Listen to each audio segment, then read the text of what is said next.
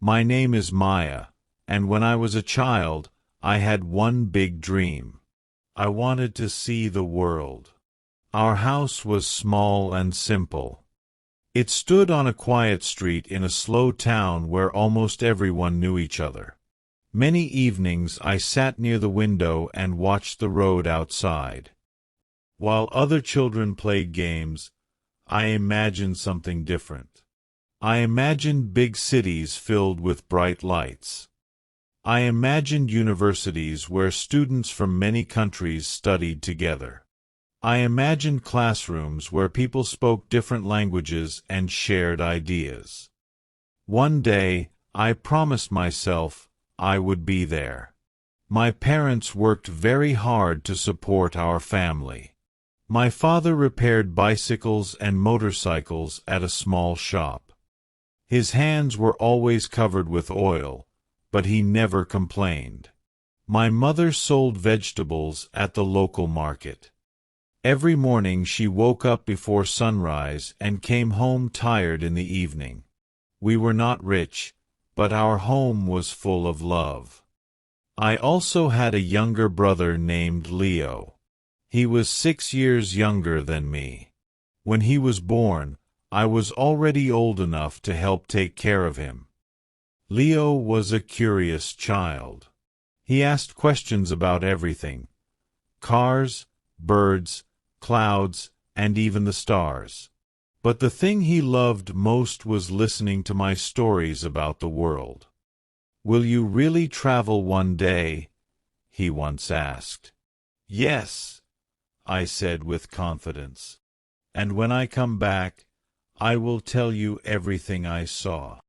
He smiled and said, "Then I will travel too." School was always my favorite place.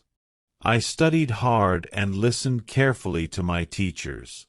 My English teacher believed in me more than anyone else. One day she said something that stayed in my heart. "Maya, if you keep working like this, you can study abroad." After that day, my dream became stronger. During high school, I studied harder than ever. While many of my friends spent weekends relaxing, I stayed home reading books and preparing for exams. Sometimes it felt lonely, but every time I felt tired, I remembered my dream. In my final year of school, my teachers helped me apply for scholarships at universities overseas. The process was long and difficult. I filled out many forms, wrote essays, and took language tests. Then one afternoon, everything changed. I received an email. I opened it with shaking hands. I had been accepted into a university overseas, and I had received a partial scholarship. I could hardly breathe as I read the message again. My dream was becoming real. I ran home and told my parents the news. My mother's eyes filled with tears, and my father placed his hand on my shoulder. "We are proud of you," he said. That night our small house felt brighter than ever. But happiness does not always last as long as we hope. Only a few weeks later, Leo started feeling sick. At first it seemed like a simple illness. He had a fever and felt weak. The doctor gave him medicine, but the fever did not disappear. Days turned into weeks. Finally, my parents took him to a hospital in the city. After several tests, the doctor gave us terrible news. Leo had a serious illness. He would need long treatments and expensive medicine. I still remember the silence in that hospital room. My parents tried to stay strong, but I could see the fear in their faces. The hospital bills were already heavy, and the treatment had only begun. That night I lay awake thinking about everything. Studying abroad would still cost money. Travel, housing, food, books, there were many expenses. But now my family needed every dollar for Leo's treatment. I watched my parents working harder than ever. My father stayed late at the repair shop, and my mother worked longer hours at the market. Still, it was not enough.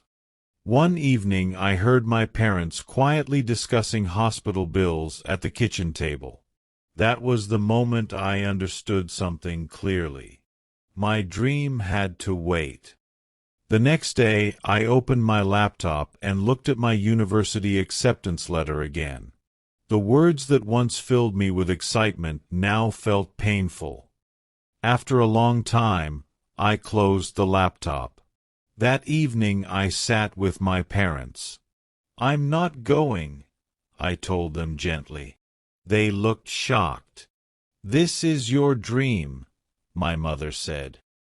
"I can study later," I replied. "Right now Leo needs us." It was the hardest decision I had ever made. Soon after, my friends began leaving for universities in different cities and countries. They shared photos of campuses, libraries, and new adventures. I smiled for them, but inside my heart something quietly hurt. Instead of leaving town, I found a job at a small printing shop. The work was simple. We printed school books, posters, and business papers. The machines were loud, and the air always smelled like ink. My days became a routine. Work in the morning. Hospital visits in the afternoon. Helping at home in the evening. Months slowly turned into years. Leo's treatments worked, and little by little his health improved.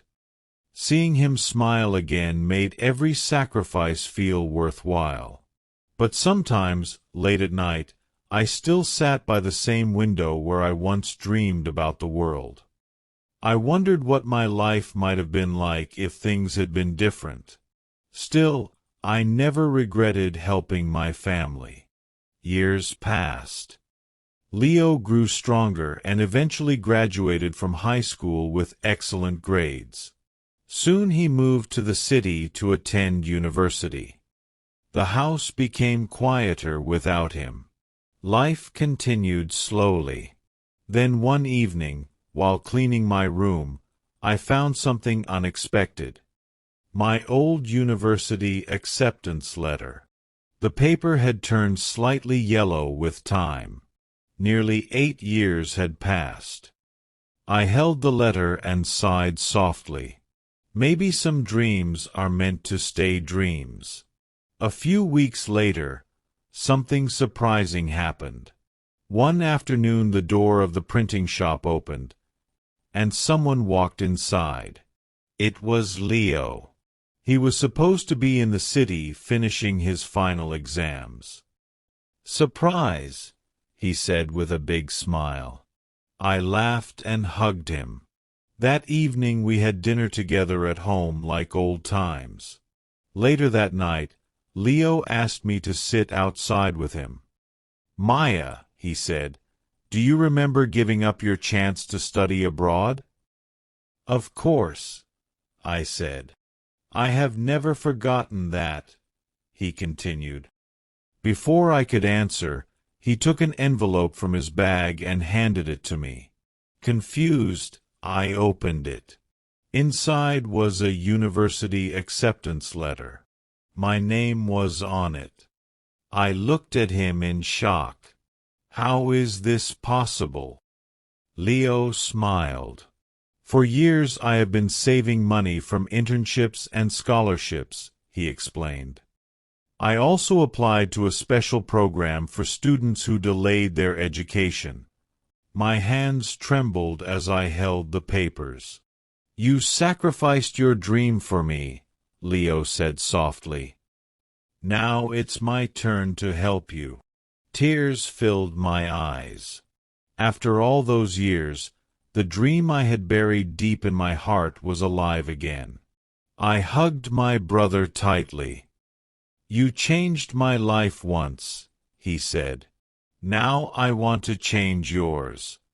That night I realized something beautiful. Love and sacrifice never disappear. Sometimes they return to us in ways we never expect. And sometimes, the dreams we think we lost are simply waiting for the right moment to come back.